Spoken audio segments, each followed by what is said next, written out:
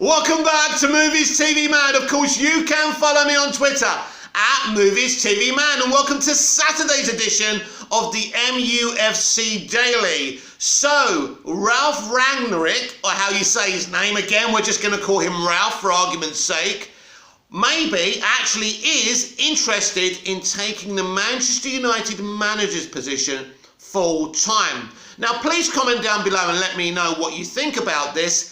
This is my take. Brilliant. Brilliant. Why not? I don't get why everyone's kind of, I don't want this, because if Ralf stays as manager, how is he going to fix the club upstairs and develop the club and the youth system and the first team? I'll give you 3 words. Sir Alex Ferguson. Sir Alex Ferguson managed Manchester United. He sorted out the entire fucking club. What meals the players had, you know, what materials the cleaning ladies had. The guy fixed everything while still being the manager. Ultimately, being a manager is a full-time job. But the other stuff upstairs doesn't take all your time. Let me tell you about Ralf, because I've been doing a lot of research. He is a kind of new age Sir Alex Ferguson. I mean, he's about, what, 10, 15 years younger than Sir Alex?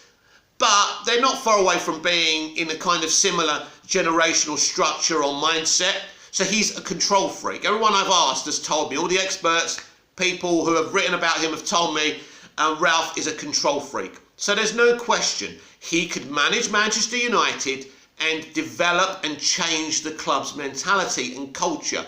He can do that. So I would welcome this, and I said this when I gave you my reaction to Ralf being appointed as this interim. I said that this, you know, and obviously if he doesn't do very well as manager, because yes, he has come to develop the club, to sort the shit out the club, but let's not forget, he's also come at this moment in time to be a manager, to sort out the first team. Immediately, he ain't got no time to start developing structures right now. What he will do right now is maybe reduce the squad a little bit, change the culture and mentalities around the players, and yeah, he has to get results. That's Ralf's #1 job. Now, it's not his job to win the European Cup. If he did, by some miracle, I'm not saying he will, great. If he wins the FA Cup, the league, obviously all impossible scenarios. But ultimately, what the fans should be looking for, and the club, Ed Woodward and the rest of them, and John Murtagh, how he does. Does he make the relevant changes? He needs to get results. That's one thing, right? He needs to get results. He will get results by changing things very quickly. The Chelsea manager changed things very quickly. So I don't expect the team's mentality to not change, you know, in the space of a few weeks. I do expect to see some elements of change in the mentalities and cultures of how we play. But Ralf can do all of this. As I say, Sir Alex did it. Arsene Wenger did it to a point. And people say, well, those managers are gone. Ralf is one of those managers where he can do everything. As I say, he's a control freak. You know, he's the type to say, shove a broom up my backside and I'll sweep the floor as well.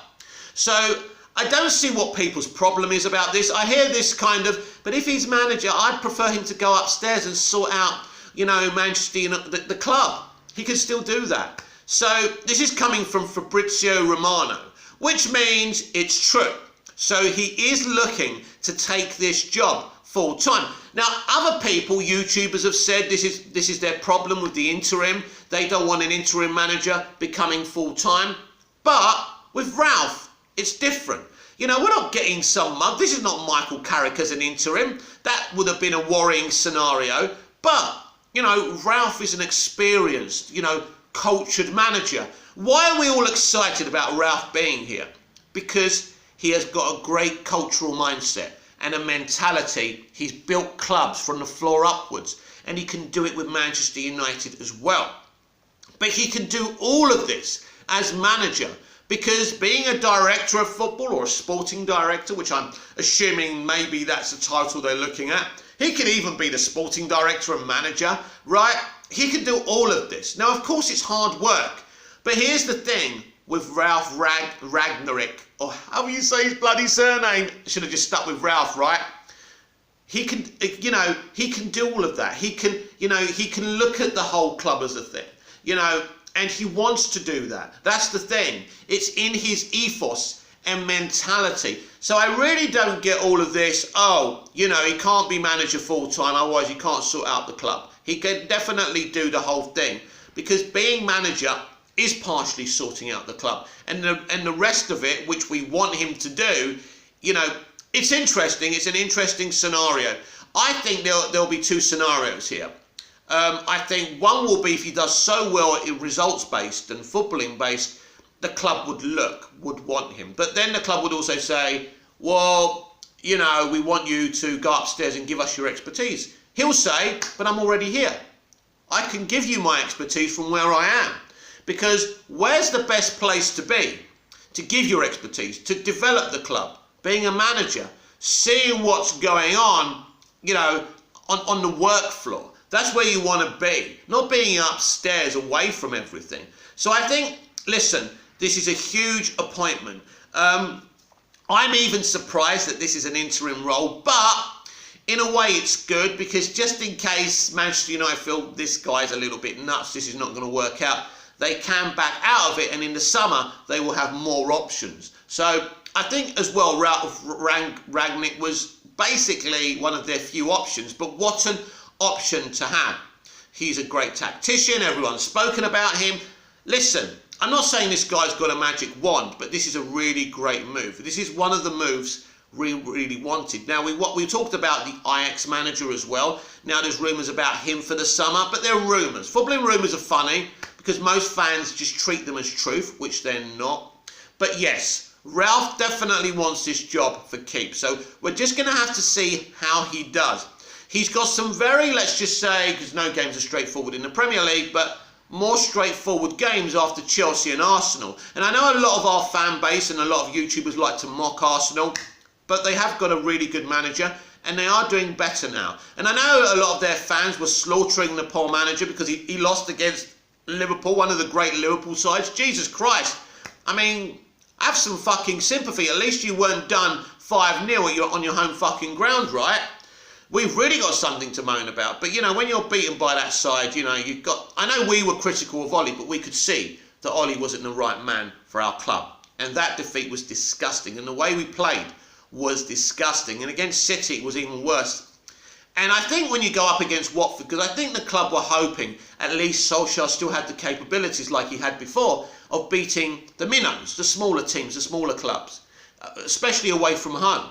But he lost that ability as well, because he lost the players. The players didn't believe in what he was doing anymore, because what he was doing was wrong and so anti-Manchester United. But I don't want to talk about Solskjaer. I want to talk about Ralf.